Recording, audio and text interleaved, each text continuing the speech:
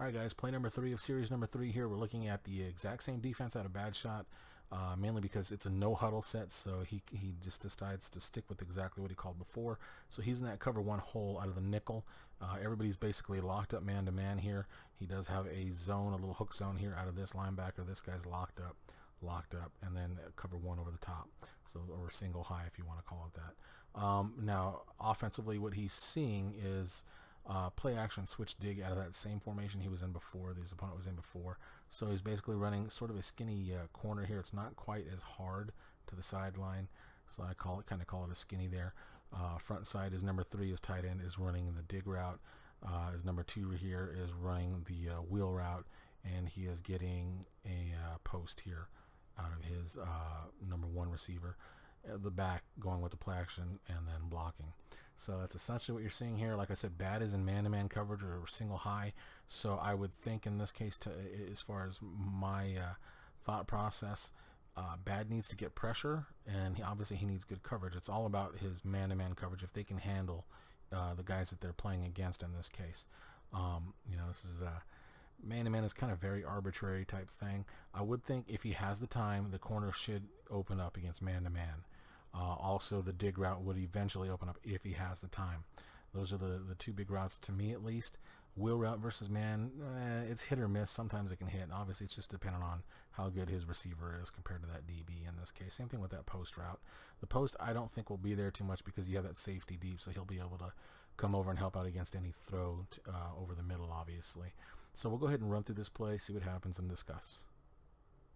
So you go to the play action pass, and right now, just looking at everything, there's gorgeous coverage all around here. He's got pressure too. If you can see, that defensive end is right there in the quarterback's face with that ball in the air.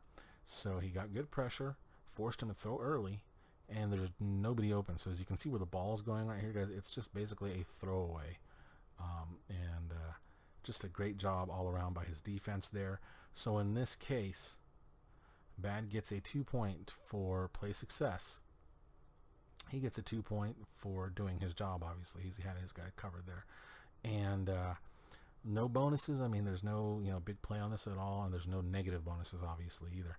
So looking at this as far as the grade for the entire series, because it's a 3-play series, he had 2 points on this one, 1 point on the first play of the series. So that's 3 points out of 3 plays with 6 possible points. So that's a 50% grade. The grade is not pretty, but the drive is for him. Sometimes that's just how it works. It's a little random in a sense, as far as, yeah, he gave up 2 decent plays, but that final play with only 1 yard left, he did exactly what he had to do. So even though the grade is only 50%, obviously Bad did the job, and he got himself off the field because he's forcing a punt here. We'll go ahead and run through that really quick so you guys can see he actually forces the opponent to punt. And there you go. So awesome job, Bad, on this case. And we'll go ahead and see you guys in the next series. Hey guys, I wanted to make an amendment to my grade system a little bit here, so that's what we're doing. Like I've told you, I'm going to keep the grade system a little fluid as I see little flaws in it. And I saw a little flaw in it with this series, in my opinion. Like I've told you before, I give grades to my players, so that for me that's exactly how it should be. It's a pass-fail per play grade, because I'm grading them individually.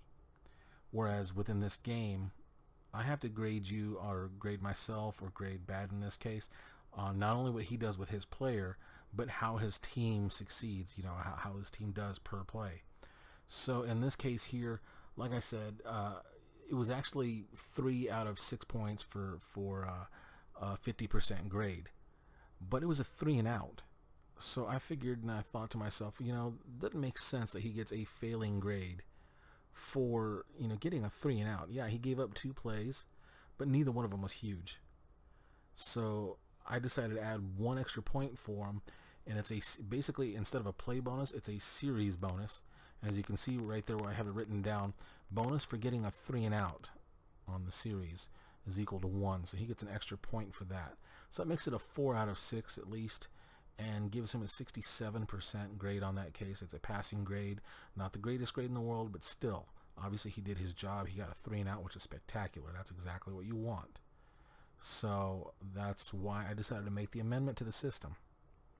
Like I said before, when I'm doing this as a team for Madden, I'm still fluid with this grading system, mainly because I'm seeing little things here and there that I think deserve an extra point, or, you know, in the case to even things out.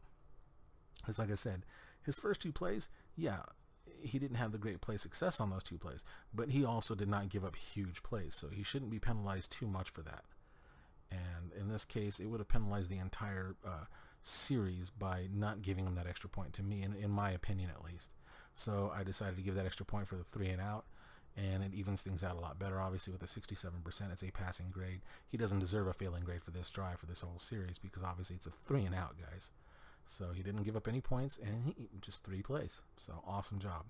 So that's one of my new things for the grade system. I just wanted to, you know, let you guys know that, let you know that I'm making that amendment, excuse me.